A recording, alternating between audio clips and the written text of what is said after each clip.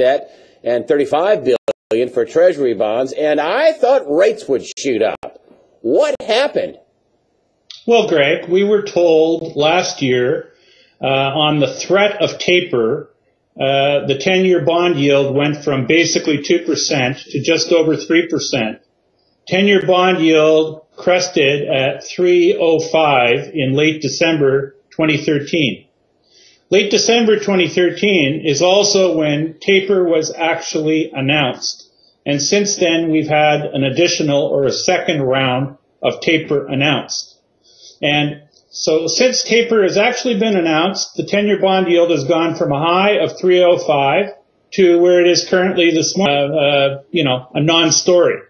So from there, we got to figure out, well, then what was taper really all about?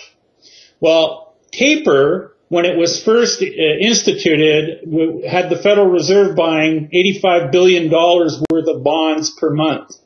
The bonds that the Fed was buying was split evenly between mortgage bonds and government securities. Now, so roughly every month, the Fed was buying $40 billion worth of mortgage bonds. So now let's talk about what the root of the financial crisis really was. The financial crisis began in 2007, and it was touched off after Bear Stearns blew up in the spring of 2007. The reason Bear Stearns blew up was due to toxic mortgage bonds that were rated AAA that failed, and they were worthless. So my thesis about taper is that the banks in the U.S. had mortgage bonds on their book in dollars, which were unsaleable, that they could not sell to anyone, and it was dead money. You can see empirically that this whole thing about taper had nothing to do with interest rates and keeping rates low, because now that they're actually tapering, rates have dropped. The threat of taper made rates go up. This whole notion is that the Federal Reserve is trying, everything they tell us is a lie.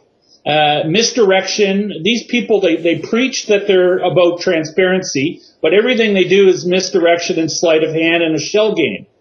So they had to get the bonds, the mortgage bonds that weren't worth anything. They had to get them off the books of the banks. Otherwise, the banks were going to be basically incapacitated in terms of ever being able to make new loans, much like the Japanese banks were throughout the decade of the 80s and the 90s. When they left toxic assets on their balance sheets, it impeded the Japanese banks' ability to make loans.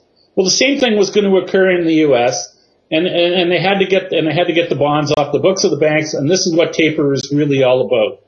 That they've gotten most of the junk off the books already, and now they're starting to wind it down because they've removed most of it, and they don't need to remove it at the same pace because it's dwindling off the bank's books, correct? Yes. Doesn't that mean that if the Fed gobbled up all this worthless paper and printed Federal Reserve notes for, trillions of dollars, doesn't that mean the Fed is insolvent? Aren't they insolvent? Didn't they eat a poison pill?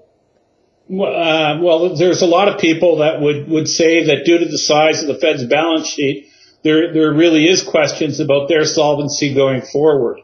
Greg, and that's a very good question. Usually when a central bank expands their balance sheet the way the Federal Reserve has, usually you see what manifests out of that usually is a rapid increase in the money supply, and usually what you see is a pickup in the velocity of money.